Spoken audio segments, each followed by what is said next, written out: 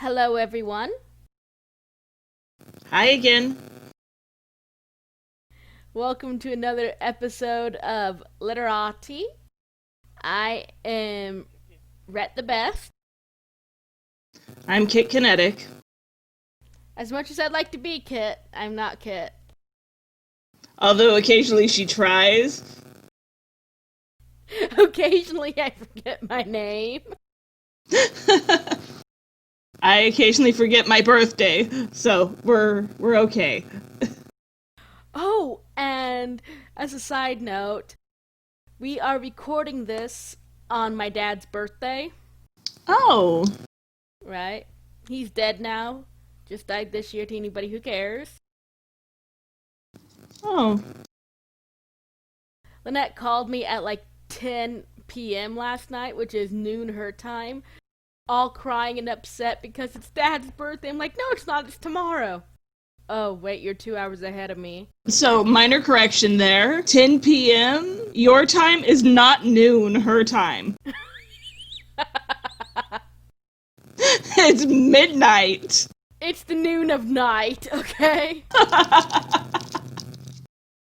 So I'm like, oh yeah, it's my tomorrow, your today. We are here with another lit bit. Yep. One that I have promised since, like, chapter 2, Dorian Gray. Because of all the ego. Oh, right. So much ego. You got your tea, Kit? I do have my tea. What are you drinking? I am drinking organic Krinos mountain tea. It's imported from Greece. It's Greek mountain tea. The ingredient is Siddharithus resari, which is also called ironwort, mountain tea, shepherd's tea. Huh. It was recommended by Esther on our Facebook page. Shout out to Esther. Hey Esther, thank you. It's very yummy. It has a sage quality to it. Nice. Trying to figure out if it was related to sagebrush, which I have not figured out yet. I had discovered that it has been traditionally used to aid digestion, strengthen the immune system, suppress the common cold, the flu, and other viruses, allergies and shortness of breath, sinus congestion, and pain and mild anxiety. Nice. It is traditionally served with honey and lemon, but I do not like lemon, so I put honey in it. Aha. My tea is citrusy. It is Blood Orange Boost from David's Tea. Ooh, that sounds good. It is. Its main ingredient, though, is apple. Right. Ingredients are apple, green tea, hibiscus blossoms, orange peel, rosemary, natural blood orange flavoring, GABA green tea, roasted chicory root, orange pieces, olive leaves, and stevia extract, which explains why I didn't feel the need to doctor it. Did you say olive leaves? I did. That kind of surprised me, too. Olive leaves. That's interesting. Right? Can't taste them. You can't really taste the apple either. The hibiscus gives the tea a really, deep red color, Yeah. even though it's a green tea. Yeah. The steeped leaves look like mash you would give a horse. It is not pretty to look at. So we move on to the Devil's Dictionary. Why don't we actually explain what the Devil's Dictionary is? Because I'm not sure if we ever did. Yep. So, the Devil's Dictionary by Ambrose Bierce, who is actually an American author, not an English one.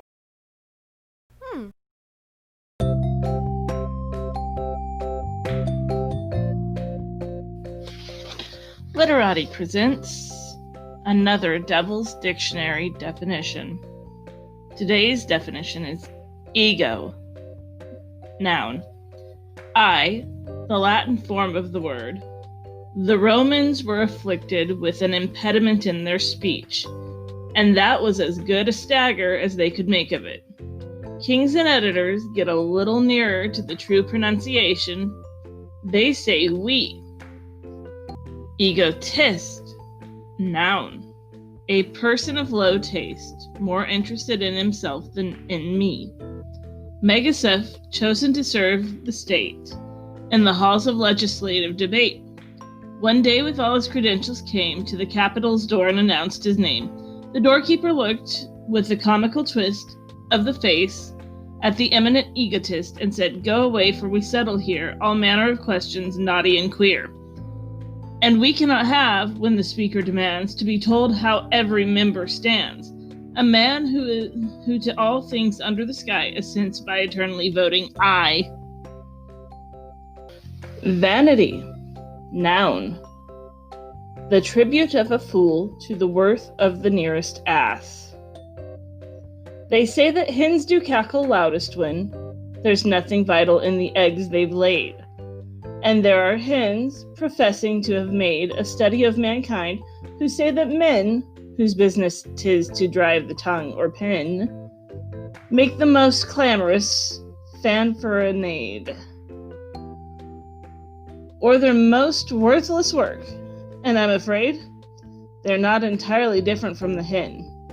Lo, the drum major in his coat of gold, his blazing breeches and high towering cap, imperiously pompous, grandly bold, grim, resolute, and awe-inspiring chap. Who'd think this gorgeous creature's only virtue is in that in battle he will never hurt you? Hannibal Hunsaker.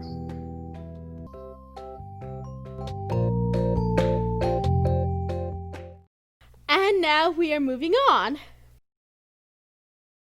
Narcissus. The root for the word narcissism, which I decided to do because of all of the ego and vanity and narcissistic tendencies the three main characters in Dorian Gray showed in Chapter 2. There are three main versions of the story that I found, two of which I already knew the basic outline of, and the third is so out there that I never would have guessed it existed. So two of them are basically the same. There's differences, of course, well, quite major differences, but the basic outline is the same. But for the third one, it's almost like half of it's different. Yeah. For simplicity's sake, I'm going to describe to you the various stories according to the order they were written in, as far as I can tell. Okay. I am not an expert in any ancient civilization. I'm not a mythographer. I am not an expert in mythology. I am extremely amateur.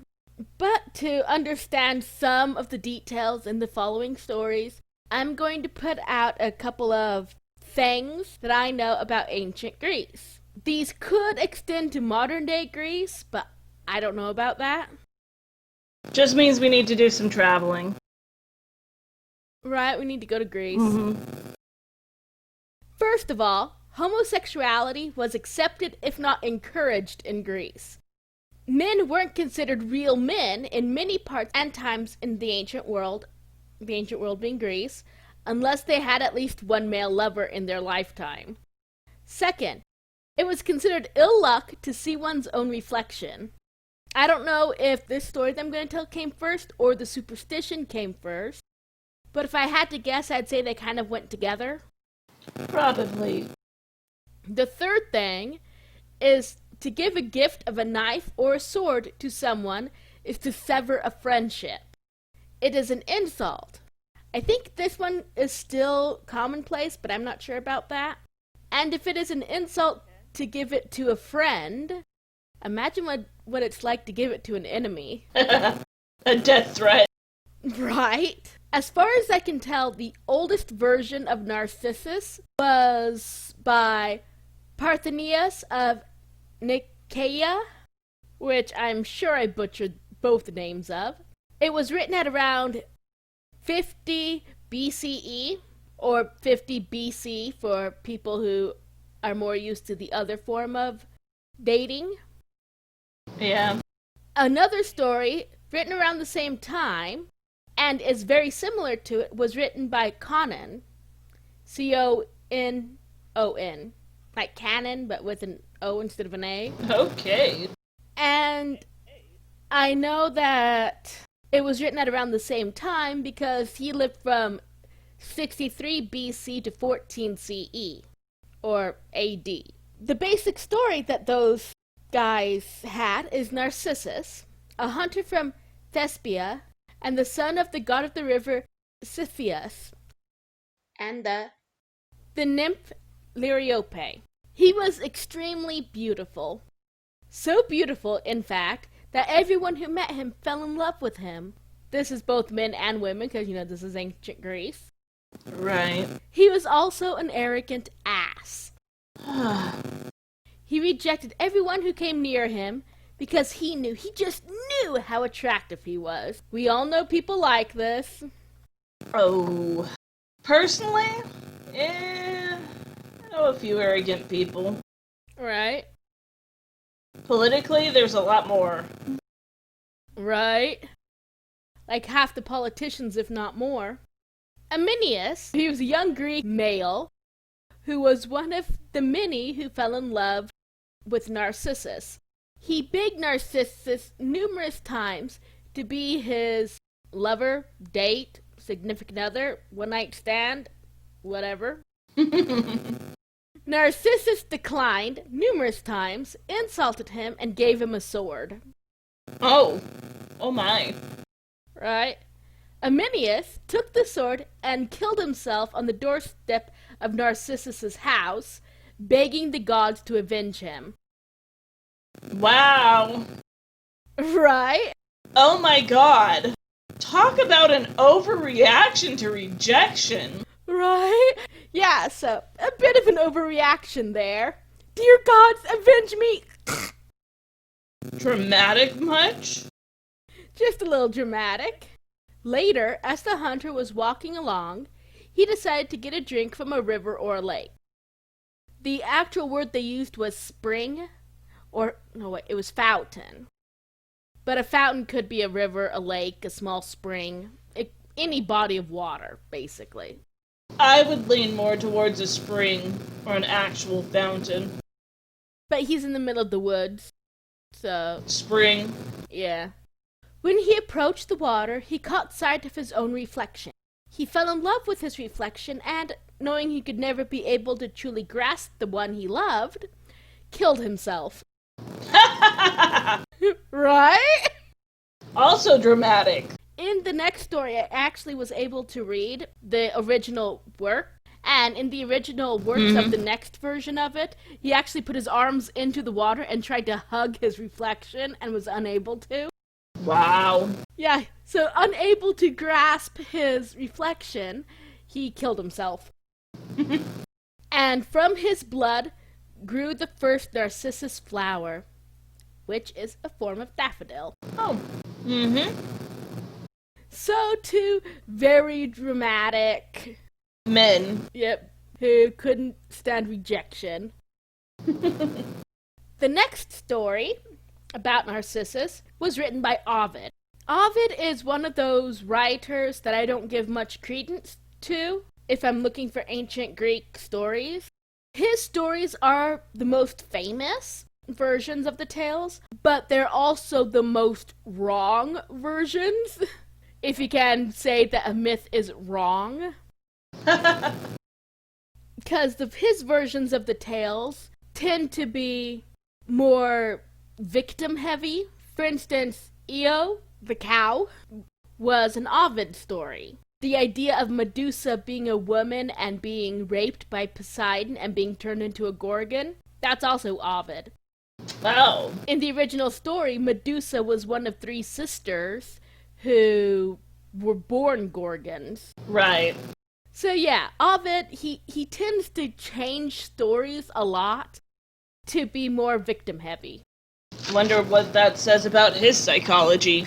Right. Well, from what I understand, he was banished and was writing the stories to get back at the government or something. Damn! Those Greeks are just dramatic bitches, aren't they? Right. Fucking divas! But like I said, if a person thinks of an ancient Greek story, the version that they usually know of is the Ovid version. It was written in 8 CE, and Ovid was a Roman. Oh, okay. And we all know Romans are thieves that mix things up. In Ovid's version of the story of Narcissus, his parents were aware of how beautiful he was.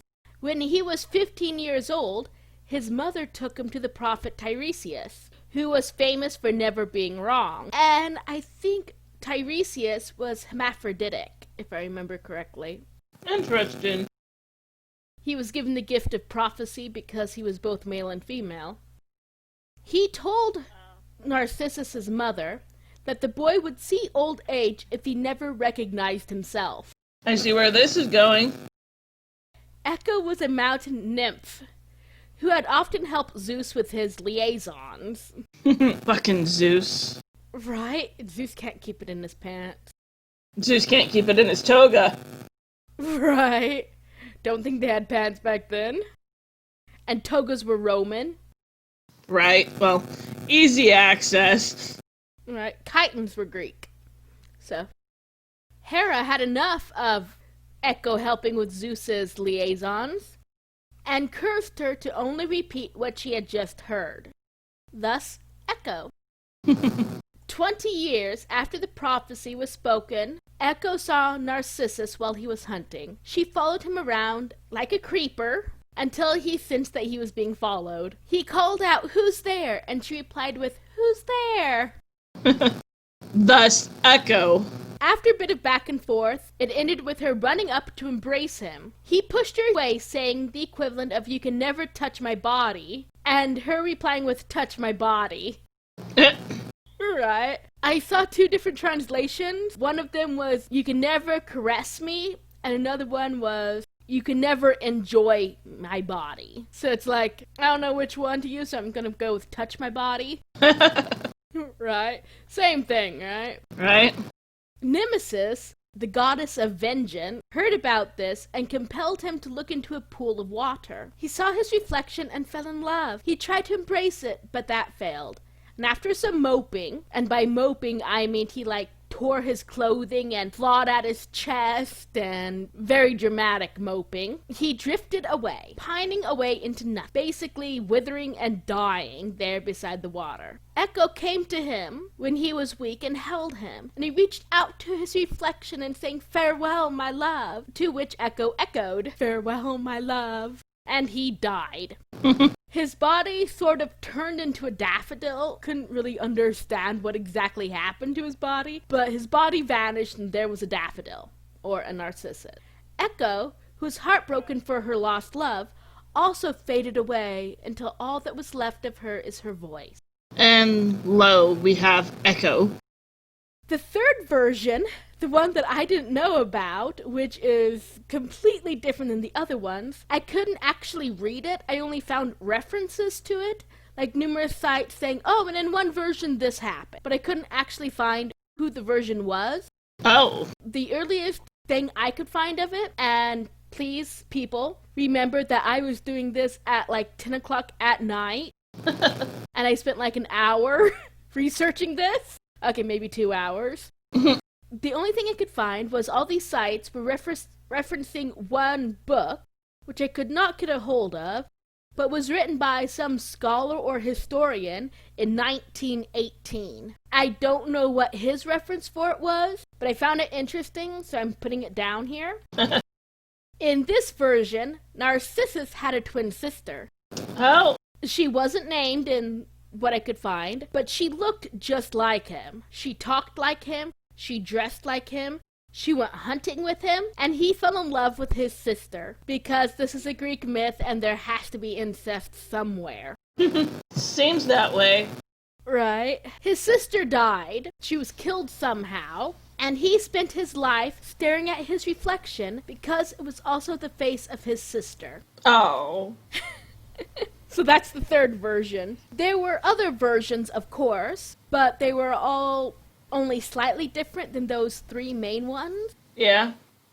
There was somewhere, instead of Nemesis, who compelled Narcissus to look into a pool, it was Artemis, who was jealous of his hunting skills, or Aphrodite, who was jealous of his beauty. That sounds accurate. Sounds about right. But my favorite change, I think this was to the Ovid version of it, the one with Echo instead of Aminius. But it was written by Nonnus Panopoulos in the 400 CE, another Roman who was living in Egypt at the time. Oh. The only real difference in this story is that his parents, his being Narcissus's parents, were Selene, the goddess of the moon, and Endymion, who was a young man who was cursed to always be asleep. Selene and Endymion had 50 children together. Ugh. Yeah.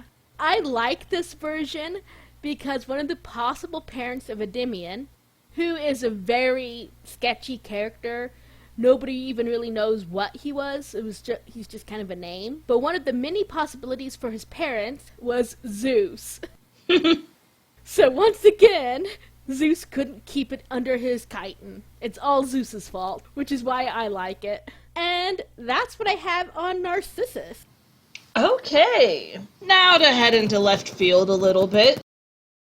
First, tell me, which version do you like? I don't know, I enjoy the Vayne dying, so that's what makes me happiest. Oh, and one more thing. While I was researching Narcissus, I came across a line that stated that the story of Narcissus was the inspiration behind Dorian Gray. Wow, I can kind of see that. Right? His reflection would be the painting. Mm-hmm. Now it's your turn. I know, I promised Grimm a while back, but I seem to be hanging out with Hans Christian Andersen. That's okay. I like Hans. As do I. So, today's story is The Princess and the Pea. And because this anointed annotated book contains prefaces to the fairy tale, we're gonna read that first. Okay. The casual conversational tone and humorous touches in this story about a pathologically sensitive princess redeem many features that might offend modern sensibilities. The prince's insistence on finding a real princess and the equation of nobility with sensitivity challenge our own cultural values about character and social worth. And yet the sensitivity of the princess can also be read on a metaphorical level as a measure of the depth of her feelings and compassion. Andersen also gives us a feisty heroine who defies the elements and shows up on the doorstep of a prince, whom she has succeeded in tracking down. She has a little bit of self-agency. Right, which is not commonly represented in fairy tales. Yeah. Andersen claimed to have heard this story as a child, although there are no recorded Danish versions of the tale. A Swedish analog, The Princess Who Lay on 7 Peas, presents a similar scenario, though in it, an orphan girl passes herself off as a princess by claiming to have slept poorly. While the folktale heroine uses deceit to raise her social rank, Andersen's princess is the real thing and does not have to misrepresent her physical state. A 1960 musical, Once Upon a Mattress, starring Carol Burnett as the irrepressible Princess Winifred. Which sounds really dirty. Yeah, it kinda does. So, 1960 musical, Once Upon a Mattress, starring Carol Burnett as the irrepressible Princess Winifred, enjoyed popular success on Broadway for many years. The story remains among the favorite Andersen tales, and the princess has become an emblem of supremely delicate sensibilities. There are 4 notes in this story that I will go ahead and read after I'm done reading the story itself. Okay. Once upon a time, there was a prince. He went in search of a princess of his own, but he wanted her to be a true princess, and so he traveled all over the world in order to find one. But something was always wrong. There are plenty of princesses around, but he could never quite figure out whether they were real princesses. Each time something wasn't quite right. He returned home feeling sad and weary, for his heart had been set on marrying a real princess. One evening, a terrible storm settled over the land. Lightning flashed, thunder roared, and rain came down in buckets. It was really dreadful. Out of the blue, there was a knock at the city gate, and the king himself went to open it. There was a princess standing outside. But goodness gracious, what a sight she was out in the rain in this kind of weather. That's a redundant sentence. Water was running down her hair and her clothes. It flowed in through the tips of her shoes and back out again through the heels. And still she insisted she was a real princess. Well, we shall see about that soon enough, thought the queen. She did not utter a word, but went straight to the bedroom, removed all of the bedclothes, and put a pea on the bare bedstead. On top of the pea, she piled 20 mattresses, and then put another 20 of the softest feather beds on top of the mattresses. That's where the princess slept for the night. In the morning, everyone asked how she had slept. "Oh, just wretchedly," said the princess. "I hardly got a wink of sleep all night long. Goodness knows what was in that bed. I was laying on something so hard that I'm just black and blue all over. It's really awful." Then, of course, everyone could see that she really was a princess, because she had felt the pea right through the 20 mattresses and 20 feather beds. Nobody but a real princess had skin as tender as that. And so the prince married her, because now he knew that he had a true princess. And the pea was sent to a museum, where it is still on display. Unless someone has stolen it. There, that's something of a story, isn't it? That is how the story ends in this book. Wow. Uh-huh. That's an interesting ending. There, that's something of a story, isn't it? I love that ending. Right? One evening, a terrible storm settled over the land. As in The Little Mermaid, a storm signals a life-threatening situation, but it typically produces an opportunity for a fortunate romantic alliance. 2. There was a princess standing outside. Like Donkey Skin and Cinderella, this princess conceals her nobility until it is put to a test. Rather than matching a foot to a shoe or a finger to a ring, this princess must reveal her sensitivity. 3. She had felt the pea. Which, when you hear it, could be completely different than when you read it. The feminist writer and essayist Vivian Gornick has read the princess's sensitivity as a form of dissatisfaction that will define her life and goad her into action. She's not after the prince, she's after the pea. The moment she feels the pea beneath the 20 mattresses, that is her moment of definition. It is the very meaning of her journey, why she has traveled so far that she has come to declare the dissatisfaction that will keep her life at bay. So, I feel like someone needs to expand upon The Princess and the Pea and tell us why she was out traveling that night. Right? Because they imply that she was after the prince, but she wasn't. It wasn't stated, even implied that she was. Yeah, she just showed up at the castle. Right? As a storm set upon her. It could have been anywhere. She was probably out traveling, and that happened to be the closest refuge. I'm also interested in why the king answered the door. Uh-huh. In fairy tales, I've always been interested in that. Because you'd expect there, even if it's one of those small kingdoms, where it's only like one city or one village. Shouldn't there be a servant who does that? Yeah, a servant or a guard at least. Mm-hmm. I think a similar thing happens in Beauty and the Beast. The prince answers the door. Uh-huh. I think in one version of it, I'm not sure if it's all versions or not, but it's during a party. So you'd expect there to be other people there, so why would you send your crowned prince to open a door? Right, let's just go ahead and hand them over to whoever has evil intent. Yeah, and if the enchantress's entire deal was that the prince was arrogant, he opened his own door. He didn't need to do that. Right, he has people for that. Also, the prince was like 12. There's so much wrong with that story. So here's the thing with the Princess and the Pea, though, is she's out traveling. Typically... Where's her entourage? Yeah, there's that. Where's the entourage? And second, why? Usually, princesses didn't just go traveling for whatever reason. Right. They were rarely errant. And there's no actual evidence in the story that she's a princess except for the P. Right, not just someone who's got incredibly delicate skin. And if she's been out traveling, her skin would have weathered a little bit and toughened up. Especially if she doesn't have a carrot. Right? She's just standing there in the fucking pouring rain, pardon my language. Hi, I'm a princess, let me in. I'm wet and cold. Okay, here's a bed. Oh, I slept terribly because of a P.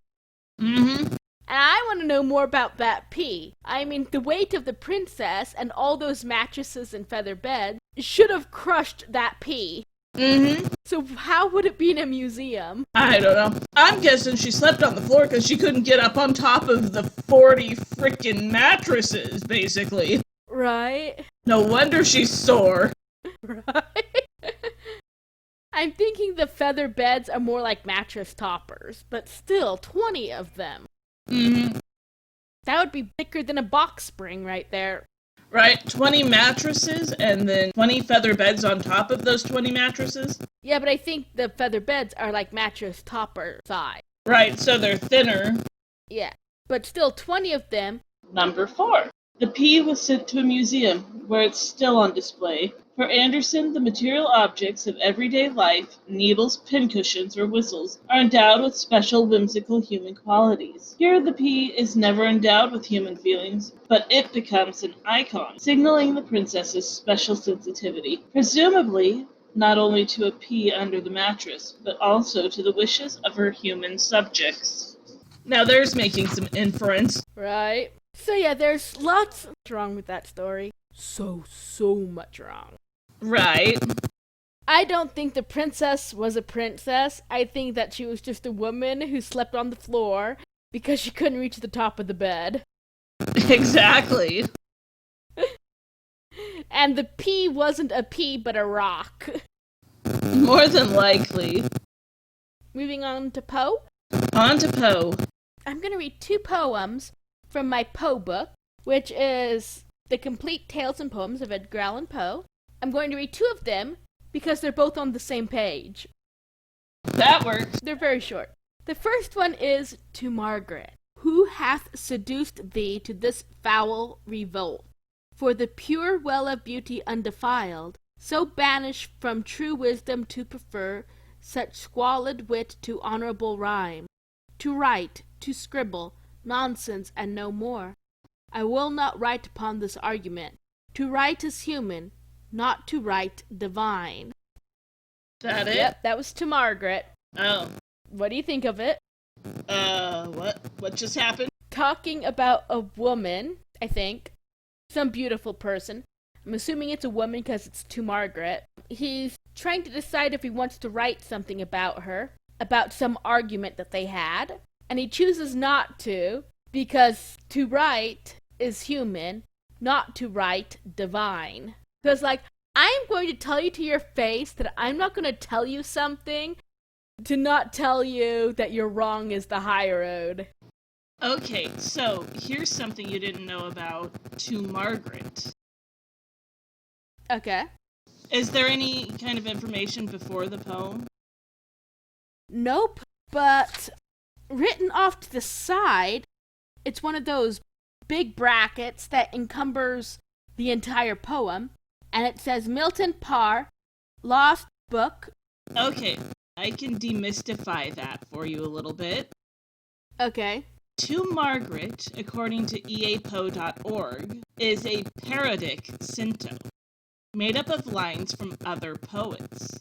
Deliberately misquoted for humorous effect, it was done in Poe's handwriting and must have been composed hastily since 2 of the sources of the quotations were given inaccurately. Oh. So, what you have there in the brackets are Milton's Paradise Lost, Book 1, who hath seduced thee into this foul revolt. From the second line, it apparently came from somebody. From the pure well of beauty undefiled. Okay. So banished from the true wisdom to prefer such squalid wit to honorable rhyme. Cowper's Task, Book 1. Okay. To write, to scribble, nonsense and no more is Shakespeare. I will not write upon this argument. Troilus and Cressida. Which is also Shakespeare. And to write is human, not to write is divine. Pope's essay on man, which I think is a play on, I want to say, to sin is human, to forgive is divine. Okay. Right. So that poem is actually composed of chunks of other poems, intentionally distorted. I find that fun. Right? This little bit of information makes me happy. Uh-huh. And what did you say that kind of poem is called? It's a parodic cento. Parodic cento? Yeah, parody, but without the Y, and instead IC, and CENTO. Okay. And it was written for Margaret Bassett of Baltimore. The book has an inscription from her father that contains nothing dated later than 1828. Margaret was noted for her beauty and her social position. She was a descendant of Richard Bassett, a signer of the Constitution, and the governor of Delaware. Okay. 1833, Margaret Bassett went to reside in Huntsville, Alabama with her brother John, a distinguished physician. She gave the album to his granddaughter, Lenore. Okay. Such a small world even back then. So, a little bit of information on To Margaret. The second one is To Octavia, in quotation marks. So it's quotation, To Octavia, close quotation. Okay. Yep. When wit and wine and friends have met, and laughter crowns the festive hour, in vain I struggle to forget, still does my heart confess thy power, and fondly turn to thee. But Octavia, do not strive to rob my heart of all that soothes its pain, the mournful hope that every throb will make it break for thee. And that was To Octavia. Any information on To Octavia? I have a fondness for this one, simply because I have a D&D character named Octavia. Ah. Okay, the original poem, unsigned, is written in Edgar Poe's hand in the album of Octavia Walton, to whom it is addressed. Yep. She is the daughter of George Walton, Secretary of West Florida under Governor William P. Duvall. Her grandfather was Governor George Walton of Georgia, who had signed the Declaration of Independence. After her marriage to M. Levert, they built Chateau Levert near Augusta, where she was a celebrated hostess. The date on the poem, May the 1st, 1827, is in Octavia's hand. The poem has always been known as Edgar Poe's. He also wrote in the album 8 lines, in quotation marks, from the first chapter of Voltaire's Princess de Babylone. The principal evidence of Poe's visit to Baltimore has been cited in the discussion of To Margaret above. Octavia Walton's visit to Baltimore is argued by the fact that her path can hardly have crossed Poe's anywhere else. The similarity of their social background certainly suggests that Miss Bassett and Miss Walton would have met. The album was obtained by the late August William Delquest from the administrator of the estate of Colonel D.B. Dyer, who in 1868 bought Chateau Levert after Madame Levert's death. Her grandson, George Walton Rehab, authenticated the contents of the album. The history is complete, for the album was edited by Mr. Delquest's son, Augustus Wilfrid Delquest, now of Los Angeles. Through his courtesy, in 1941, I was able to print the text of the poem from a copy in the introduction of my facsimile reprint of Tamerlane and Other Poems. The title is mine. Mr. Delquist shows me the actual album at my home in the summer of 1953. It is now at Columbia University. So, who's the author of the preface? I have no idea. Possibly T.O. Mabbitt. Yes. Okay. When I get this up on YouTube, I will put a link to this if I remember. Okay, this is eapo.org/worksmabbit.